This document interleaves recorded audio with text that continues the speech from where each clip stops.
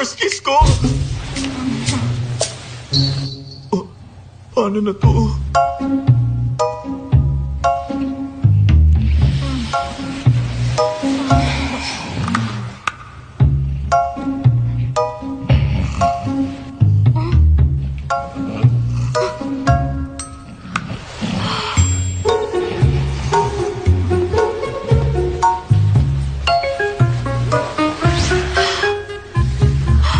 Baliw na ata ako. I'm sorry. Sorry talaga. Hindi naman talaga ako ganito. Umalit.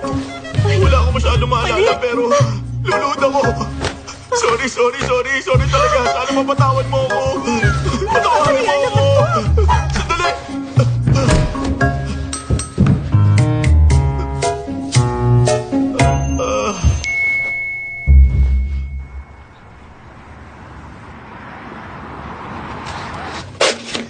Gumamit kami. Hindi kami gumamit. Gumamit kami. Hindi kami gumamit. Gumamit kami.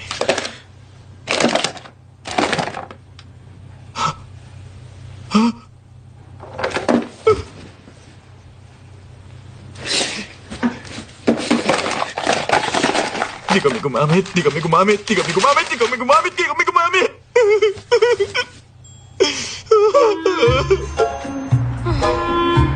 Sandali lang!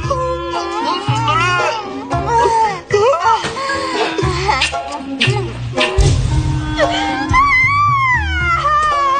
Bakit ka ginawa yun?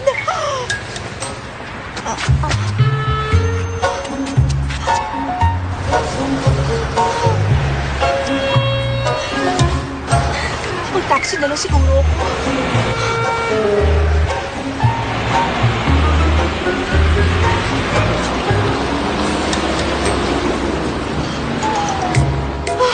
Joanna, bakit mo ginawa ang bagay na yun?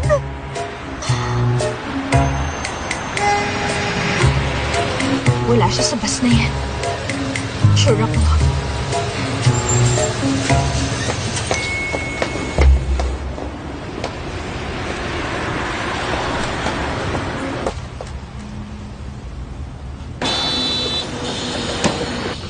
Wala siya dito.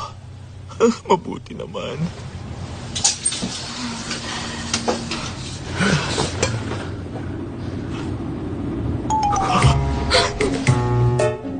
Anong gagawin ko? Anong gagawin ko? Bakit naman siya nandito?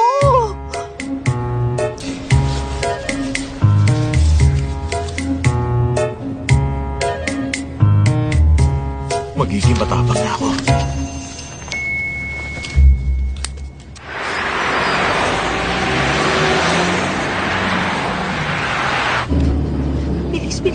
Bilis. Anong dapat kong gawin? Excuse me!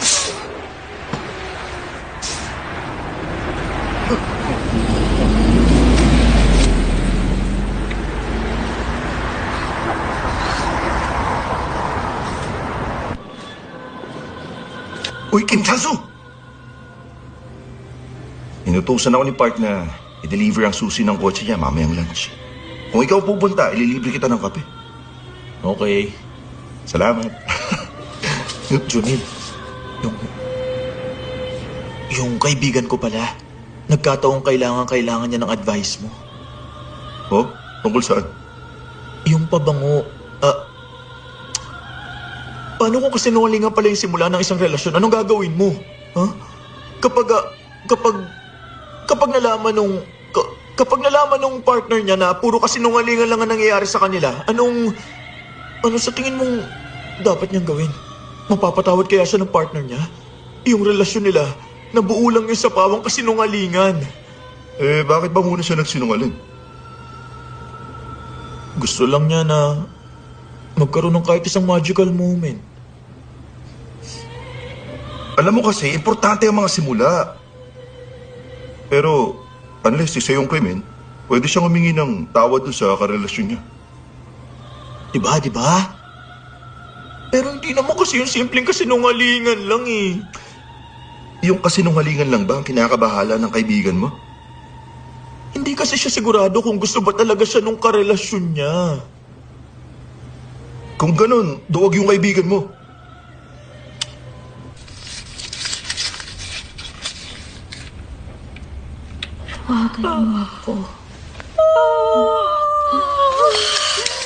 Grabe, nahirapan ako makatulog kagabi. Pagod na pagod ako. Ay nako, the best talaga ang tulog.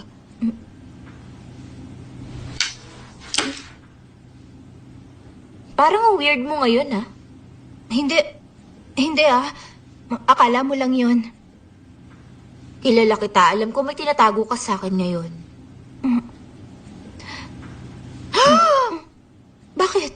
Lunchtime na. Ay, tinakot mo naman ako. Ano ka ba? 5 minutes na ang lumipas.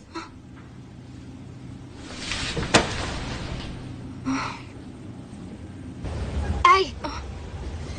Magpunta naman tayo sa workshop ng mga bagong employees. G ka ba? Ayoko nga. Alam ko kung anong ginawa mo last Hindi. year. Ayoko. Maraming bagong gwapong mukha ngayon. Sobra ka talaga. Hindi ko kaya magpunta doon na mag-isa. Ano ka ba? Horoscope? Tarot? Gusto mo magpabasa? Hindi, no. Ano ka ba? Superstition lang yan. Hindi yan totoo. Hindi ko maintindihan yung mga naniniwala dyan.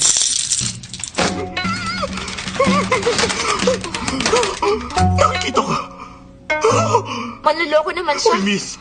Nakikipag-usap sa akin ng mga Diyos!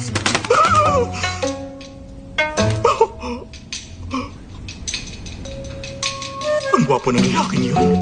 Average lang naman siya. Pwes, magaling siya sa pagiging mukhang average, ha? Bad boy siya. Isang bad boy na mahilig manakit ng damdamin. Mabait siya. Hindi ka ba naniniwala sa mga sinasabi ko? Tara na nga. Anong gusto mong malaman? Sige. Sasabihin ko sa'yo kung ano mismo ang gusto kong malaman. Lagyan mo ng percentage kung gaano kaganda magiging relasyon naming dalawa. Kailangan sabihin mo both positive and negative results. Kailangan ang error range ay less than 2%. Isa lang naman siya accountant na may math degree. Ang galing niya, di ba? Sa tingin mo ba? Isa lamang math equation ng pag-ibig. Nagpapala ang mga Diyos. Yung lalaki, mayroon siyang tinatago. Ganun naman lahat ng tao, may tinatago rin ako sa pamilya ko. Yung lalaking yon, hindi siya matapang. Hindi rin naman ako matapang. Siguro gusto ko siya kasi magkatulad kami. At saka isa pa, magagawa niyang saktan ka sa darating na hinaharap. Siguro depende naman yon sa kung paano ako aakto, di ba? Susubukan kong maging matapang. Alis! Walang tarot para sa'yo. Umalis ka Ayaw lang mo kayo! bang matanggap ang pera mo? Alam mo, magiging magandang couple kayong dalawa. Baka siya na ang iyong magiging man of destiny. Sabi niya, Destiny. Na-realize ko lang na pareho kayo. Parehong baliw. Destiny. Pinag-aralin natin na maigi ang mga subject for a month at ang pabangong binigay sa subject na si Kim Chang-soo lang ang tanging gumana at nagtagumpay. Merong iilang side effects pero hindi naman sila severe.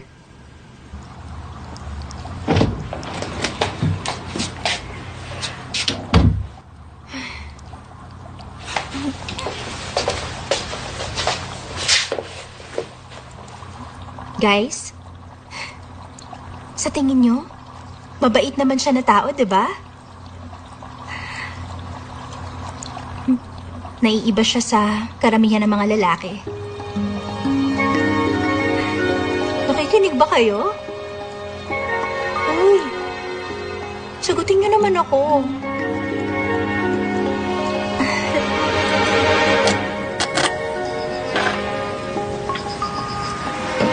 Hindi na siya tatawag.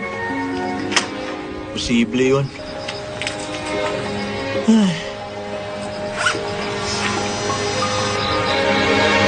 Bukas, magkita tayo ng 7 p.m. sa Kwangyo Aqua Planet.